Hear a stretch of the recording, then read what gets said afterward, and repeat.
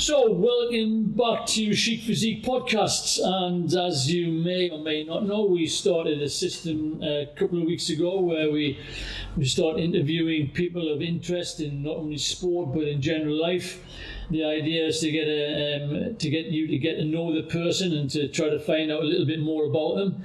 We're trying to. I started off the podcast with Julian. Julian interviewed me, and I gave my ins and outs about my lifestyle. Now we've got one of my favourite members, Liz Sight, who I've known ever since I came on the island back in 1995. Exactly. And it's been a long and very fortuitous relationship ever since, and we're getting great. And I'm really pleased that Liz is going to be our sort of first member, as I say, on the podcast. So let's hear something from you, Liz. Good morning. Good morning, honoured that you've asked me. I am always ready to try and encourage people to work out, to keep a healthy lifestyle.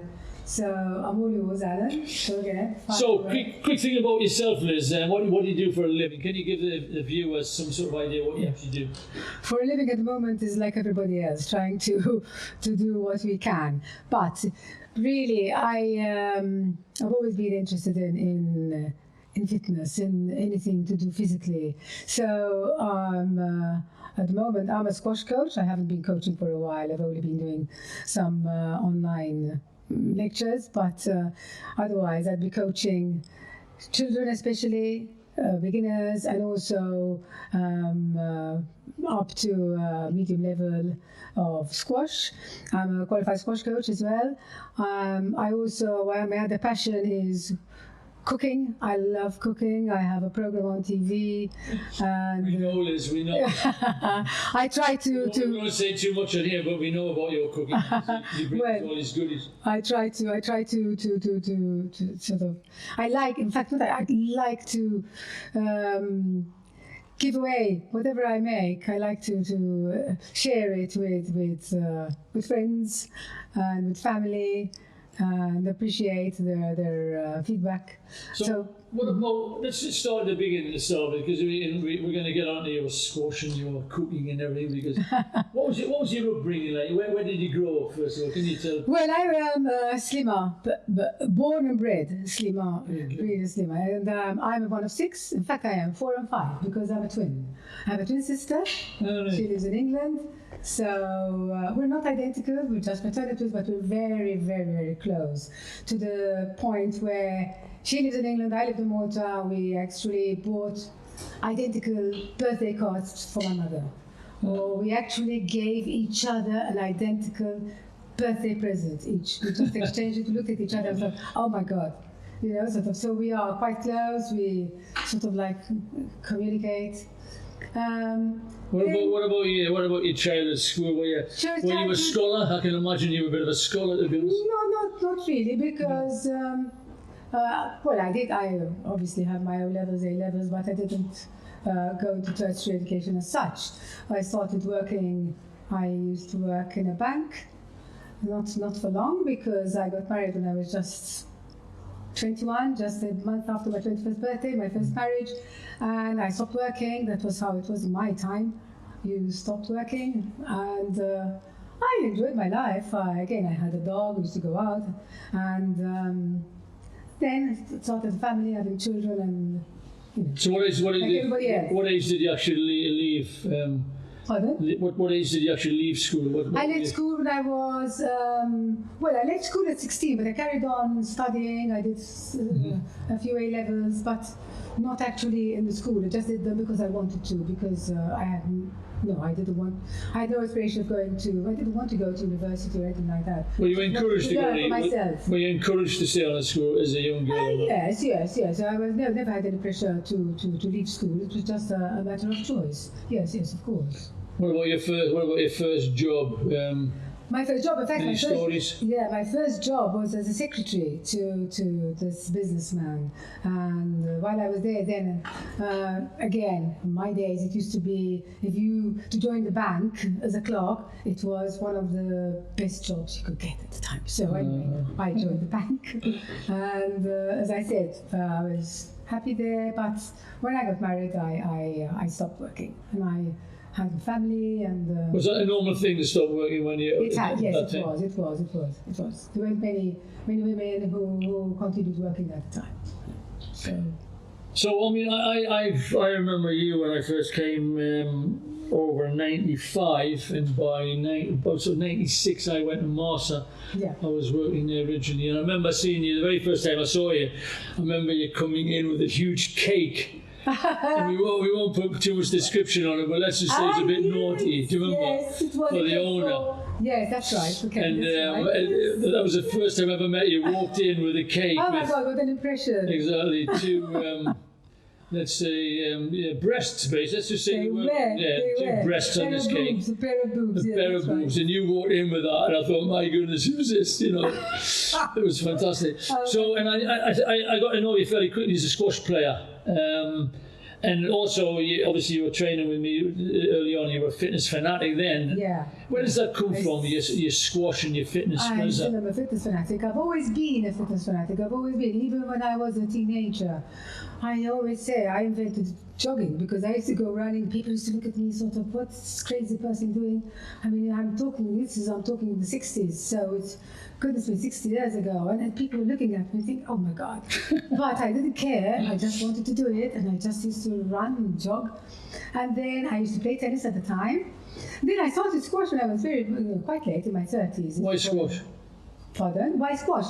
I don't know. My neighbour played squash, and she sort of said, come, try it. And I went, and the rest is history. I just got hooked on it. I loved it.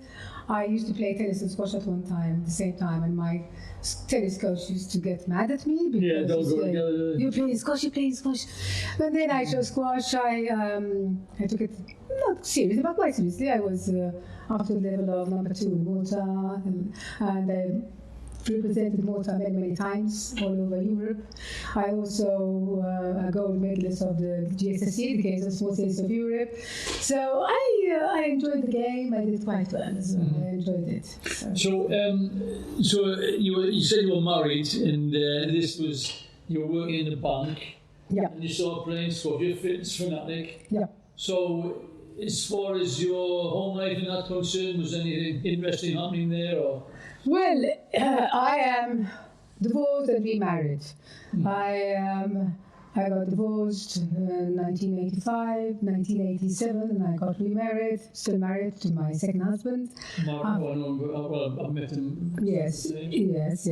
I've got 3 sons and 2 grandchildren of my own, and then Mario, my husband, has another 7, so I have them just like my grandchildren, the same, sort of know them since they were, well, before they were born, so they're like my grandchildren as well. So I have 9 grandkids.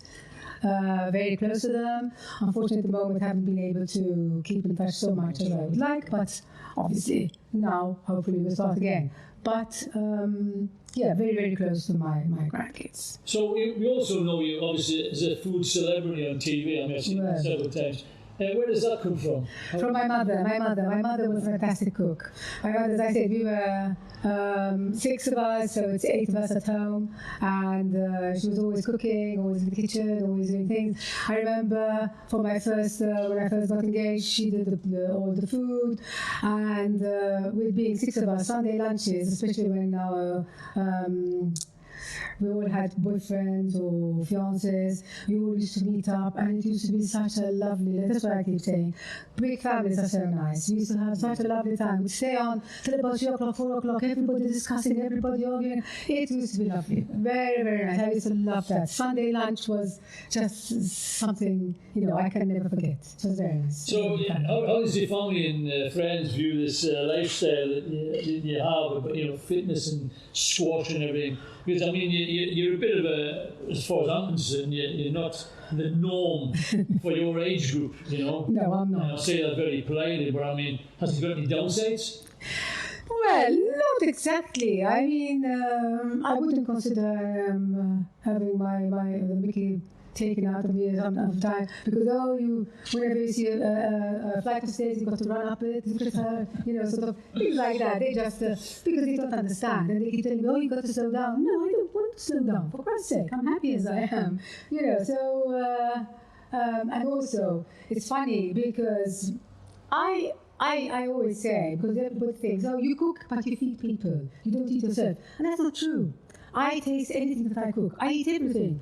But I always say, in moderation, I can eat anything. I'll be in a restaurant and there'll be friends on the next table and they'll be looking at my plate to see what I'm eating. For Christ's sake, I tell them I don't live on lettuce leaves. No way. No way. I love my food. But I eat anything, but in moderation. Also the fitness as well. I mean, obviously, I heard a story when I first met you in Marsa. I'm not sure if you told me or something. Because I always held you in very high esteem because obviously being a fitness fanatic myself, I always said, and you're a little bit older than me, I'm not going to say how much. Quite a bit. And I always said that when I got to your age, when I was first coming out of the house, that I want to be exactly like you. Yeah. So I held you in great high esteem. And somebody once told me, and I'm not sure it was you or whatever, that you used to get up in the morning before you used to go to work to cycle on the bike and read the papers the previous day. Is that right? Yes, I do. Yes, I do. In fact, my exercise bike I always use, instead of sitting on the sofa to read the paper, I sit on my exercise bike. And why waste the time? Why just sit there doing nothing? I mean, I just read the paper, I'm exercising my mind, my brain, and I'm exercising my body. Why not? Even if you're just cycling slowly, even if you're not, it's something. It's always something. I mean, so I always say, look, some people smoke, some people drink. I need my exercise. I need my daily fix of exercise. So I have to have that. So what's been the highlight in your sporting career? You mentioned earlier on about the squash. What was what capacity were you actually involved in? Yeah, squash, because I was runner as well. Huh? But again, very late in life, I got into this. With squash, as I said, I was number 2 in water, and I played for the national team for many years. I've got lots of gold medals. We always used to European Four Nations squash tournaments. We always used to get gold. The ladies, we were really a good team, and also in the games of the small states of Europe, as I said. We won gold, so that is something really good. And I was running. I started running, believe it or not, in my 50s. I remember, because I remember you did your first half marathon. Half marathon. Right, and saying you got 1:40. Well, the first one. But then my personal best is 1:33. That's right. And I was in my 60s already when I did my personal best of 1:33. Okay, so I started running very late. Good, well, we always say, don't we? I mean, we've said it many times together when we've been talking about it's never too late to start exercising. No, never too late. In the 70s, 80s, who say it's too late. No, it's never too late. Never too late, and you can never say, I don't have time for it. It's not true. No, that's it. No, exactly. You get up early, as you said. I used to get up early, I still get up early, and you will find time. Even if it's just 5 minutes. I tell everybody, just go on that bike, just go for that walk, just go for the run, go to jog. Just start. And if you're not happy, after a minute, 2 minutes, stop. But believe me, after a minute or two, you think, oh yes, this is good. And you carry on, and you won't stop. And even if you do stop, you'll have had 2 minutes of exercise, which you would not have had if you had not started. Exactly. So, I think that's one of the biggest mistakes they make is they read too much in the media and they think they've got to do 20, 30 minutes, and it's not the case. Exactly. Even 5 minutes of exercise will benefit you. Yes. In fact, it's what I always say is you have to leave yourself hungry for the next session. Yeah. Don't wear yourself out. That's the problem. A lot of people start exercising and they want every day or 2 hours, 3 hours, 4 hours, and then they are exhausted physically. Forget it. They don't think, oh no, I've got to go and do my exercise. I say, leave yourself hungry. So you say, oh yes, I'm going to exercise tomorrow. I don't want to do Just changing tack slightly. What about celebrity? What's been the sort of the highlight of your celebrity career? Because you're a bit of a celebrity, aren't you? I wouldn't say I'm a celebrity. Well, I would. I mean, you've been on television. No, let me tell you. I always say, I have no degrees, no diplomas in cooking. I'm a home cook. I'm self-taught. I've learned from my mother. And what I know is it's what I always tell my viewers. If I can do it, you can do it. Follow me. In fact, that is what I enjoy getting all these comments. They say, you explain so well. Because there are certain cooks, I won't call myself a chef, I'm a cook, that will give you a recipe, but they might leave something out on purpose, so you will turn out well for you. Whereas for me, when someone tells me, Liz, I've tried your recipe, or right on Facebook, I've tried your recipe and it really turned out well, that is the greatest satisfaction for me. I agree. Yeah, That is what I want. That's what I want. That is why I'm doing it. That's another thing. I like to teach. You can see, from my cooking, from my coaching, I want to teach. I want to show people. I want to give my knowledge to people. When we opened ChicPhysique up at Hilltop, I remember the very first day we opened, after the first training session, trying to make a good impression to new clients, and you brought that huge cake and wine or whatever it was, and we were sitting outside, I'm thinking, this is not right, this is not right. Yeah. But it was fantastic, wasn't it? It was great. It was great morning, that. I remember going into a new gym and seeing all the new equipment and thinking, where am I going to start from? I said, whoa, yes. Crumbs all over my new floor. All this new equipment. There must have lost about 300 calories and gained about 500 that morning, I think, because we're still sitting there an hour later. So, were there any hardships on the way to where you are now? Well, hardships. Sport-wise, life, whatever. Well, hardships. The only thing is that as was rather more then than now, the attitude, the case, with the difference between men and women. A husband will come home, I'm going to play squash, I'm going to the gym, just walk out. A woman has to come home after going to work, and she's got to do the washing, do the ironing, prepare the lunch for the kids, prepare the uniforms, tidy up, and then maybe she'll have time to go to the gym, or she'll have time to go to whereas now it's changing, Now it's changed a lot. Men are taking more responsibility, which is only fair, especially when the two of them work, husband and wife work, and that's how it should be. Responsibility is shared, and now I can see even from my son.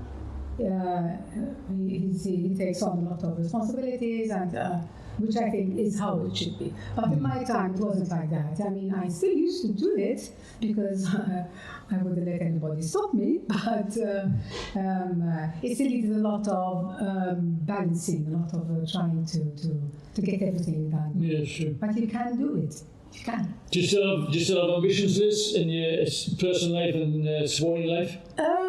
Well, sporting life, I suppose now, my ambition now is really to pass on what I have, what I've learned, in fact, this is exactly what I'm doing. I want others to know what I've achieved, how much I've enjoyed doing it. I also try to promote. There's this boy. Nobody believed in him, and I used to say he will be a good squash player, and I used to push him and fight for him and everything. And now he's at the sports school, and he is doing really, really well. He's only 13 and about to get into the national team, and he always says, and it brings tears to my eyes, and it says, Liz, when I am famous, when I'm really good, I'm going to stand at the podium and say, thank you, Liz, for believing in me. But that is what I want. I want to encourage children and young people to start early. Now they have the means, there are the sports schools and everything. It's so much easier now. Because I'm right in saying you're qualified in fitness as well. You've got a qualification in fitness. Yes, I am a fitness. I'm a personal trainer. I do these things because I enjoy it. Even now, at the moment, there are so many seminars online by the Institute of Physical Education and Sport, and I try to follow all of them. I attend most of them about. The last one, for example, yesterday, it was about burnout in young athletes. How to train properly or whatever. They're always interesting, and I do them just for myself. And a lot of I've done courses in sports psychology, sports management, you name it. But that's for me, just personally, so then I can pass it on. So you said about finding time, which is obviously one of our biggest frustrations in being personal trainers. People say they haven't got time. Can you give any advice on that? And how do you say it? What would you say to somebody who said I haven't got time to train? No, you plan. You have to plan. Planning is very important. You can't just get up in the morning and say, oh, I'm going to do an hour's, I have to fit in an hour of exercise or even half an hour of exercise. No, it's got to be part of your routine, part of your daily life. It is as important as your job, it is as important as your family. It is important because without being fit, you cannot carry on. You cannot do your job. You cannot look after your kids. You cannot. You can't. It's something that you find time. You will find time. You will find time. You realize how much time we waste when you sort of when you start planning, you realize that yes, I can do this. That is what you have to do. I mean, over the conversations I've had with you, I know what kind of drives you, because I think we follow the same ideas. And I think you'll agree that sometimes when we talk to people, it does get very frustrating. It's been suggested through research that biological age, I mentioned this in one of the meetings I had the other week, that your biological age can be as low as 40 years less than your chronological age. So in other words, you can be literally physically 40 years younger than what your birth certificate says. Would you agree with that? I agree. I mean, I can do a lot more than women my age can do. A lot. I mean, I look around my friends. In fact, that's another thing. I'm always with younger people. I somehow seem to be surrounded by younger people. Wherever I go, I'm always the oldest. Even when we used to play squash, they used to call me Mama Liz, because I was always the oldest, in a nice way, mind you, in a lovely way. I didn't mind it at all. But I'm always surrounded by young people. But also, sometimes I see somebody walking in the street and I think, oh my goodness, look at her, she's probably younger than me. But, yes, you can keep yourself fit enough to be able to physically be younger than your actual character. So, if you look at research and you take that on board and you say that you can be biologically 40 years less than your age, and then you also back that up with research which says that you can live longer with a more, a better lifestyle. What do you think we're doing in the fitness industry that's not getting people through the doors? What do you think we need to do? I think it's improved though.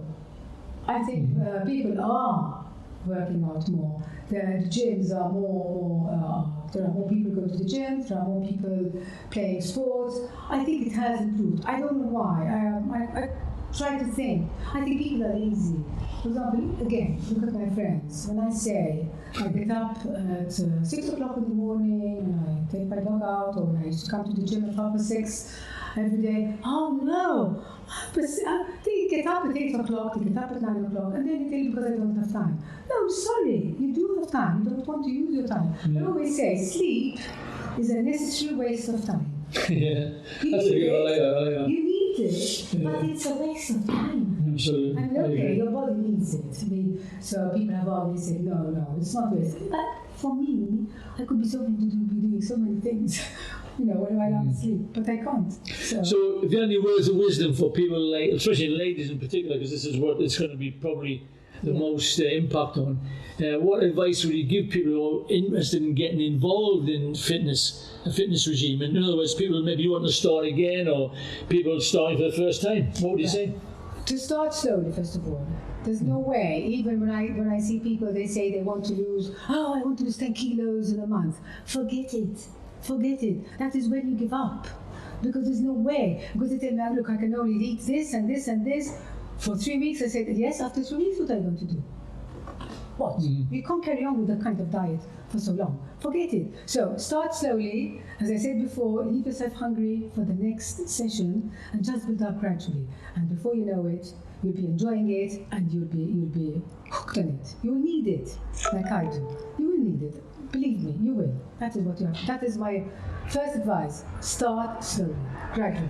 How do you think this whole pandemic thing, I mean, we've been in this now a year and a half, how do you think it'll change? Do you think it'll change the situation? It has changed. It has changed us all.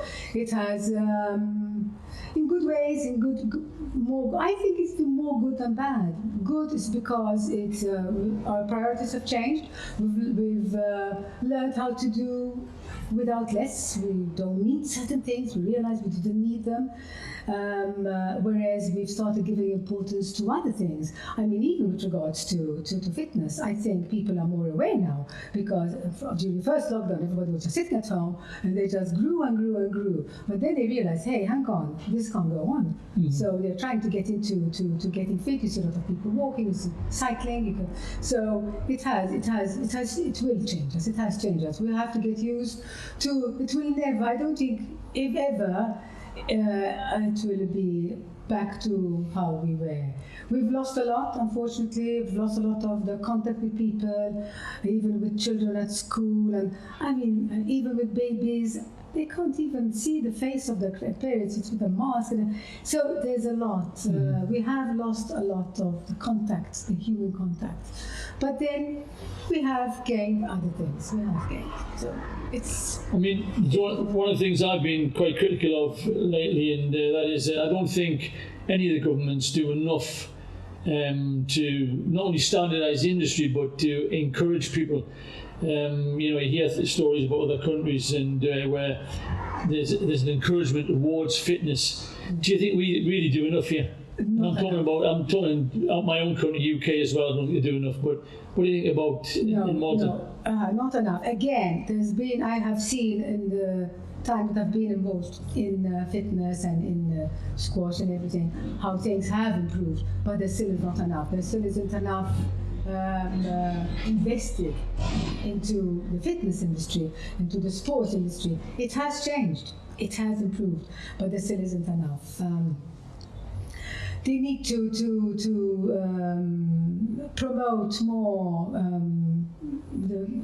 the physical aspect, the gain that one gets from keeping fit, from working out, from doing any kind of exercise, anything. I mean, the thing is, if they invested more in people getting fit, then it would save millions on the health service. Exactly. Because I said to somebody recently, the next burden on the health service will be those who have gone obese, and those who have let themselves go and what have you.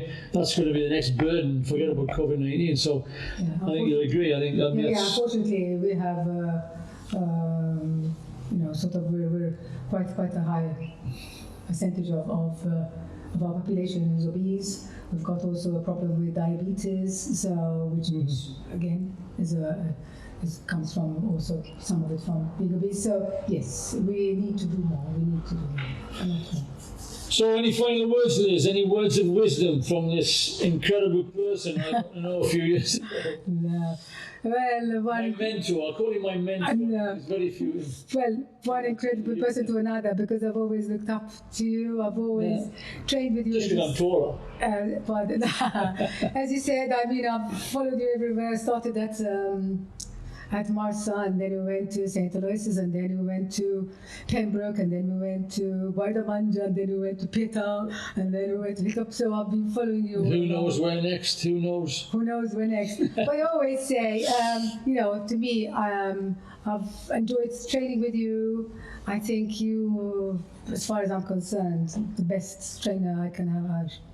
Have ever had, because you're not just someone who pushes and makes you do things and cruel is the word, I think. Cruel. No, you're not. Even though you're a Newcastle supporter, and sometimes when you used to come in the morning, you say, "Oh my goodness, Newcastle have lost." No, they oh my God! Stay away from me. We're going to get it. We're going to get it today, and no, because you can tell. But no. Alan, it's always been a pleasure to train with you. I hope that once the gyms open up again and we can start training again, I really, really miss my training. That's what it was with ChicPhysique. It was not just the training, it was the camaraderie, it was the group, it was the coffee we had after, it was so nice. It was nice it was a social aspect of it. No, you do miss it, don't you? You wouldn't just train and leave. You'd be with the others, hello, how are you? You know everybody. It was so nice. It was just like a family. And of course, it's your cakes as well. Don't forget your cakes. And the cakes. And all that extra calories you're putting on and keeping me in business. Thank you very much, Leslie. You're doing a great job. But we burned them. It's a conspiracy theory. You say you make the cakes, I do the fitness. It's great. Yes, exactly. Well, Liz, thank you very much. It's been great. This is only the second podcast, and you were my first choice on here because I do think you're an inspiration not only to ladies and women in general, but I think you're an inspiration to anybody who wants to do something worthwhile and to make the most of what you've got, because you certainly are a credit to your sex and to your population, basically. So well done, girl, and it's been great having you, and see you soon. Thank you. Thanks. Let's hope we can it's been a pleasure. Get together again. Take care, girl. Ciao.